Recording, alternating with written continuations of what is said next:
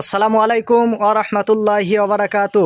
মানুষে বলে যতই করিস বকবক, আঙ্গুর হবে বাংলাদেশের মাটিতে টক। এই কথাকে এড়িয়ে দিয়ে আমরা বাংলাদেশের মাটিতে আলহামদুলিল্লাহ মিষ্টি জাতের আঙ্গুর এনে মানুষকে দেখিয়ে দিতে পেরেছি আলহামদুলিল্লাহ। তাই আপনাদেরকে আমরা দাওয়াত দিচ্ছি, আপনারা আমাদের রাজশাহী জেলায় বাঘা থানায় আসুন।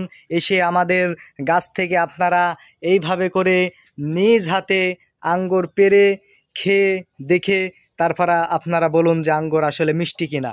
এগুলো অত্যন্ত মিষ্টি এবং রসালো বিদেশি রাশিয়ান জাতের একটি বাইকুনোর আঙ্গুর। দেখছেন আঙ্গুরগুলো অনেক লম্বা লম্বা, আঙ্গুরগুলো অনেক লম্বা লম্বা এবং পেকে লাল টকটকে হয়ে গেছে। এগুলো দেখছেন আস্তে আস্তে কালার আসতে পাকছে।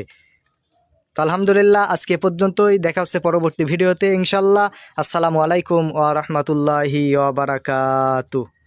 আসসালামু আলাইকুম ওয়া রাহমাতুল্লাহি ওয়া বারাকাতু। মানুষে বলে যতই করিস বকবক, আঙ্গুর হবে বাংলাদেশের মাটিতে টক।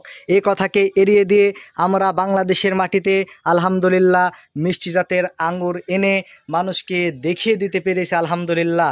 তাই আপনাদেরকে আমরা দাওয়াত দিচ্ছি, আপনারা আমাদের রাজশাহী জেলায় বাঘা থানায় আসুন।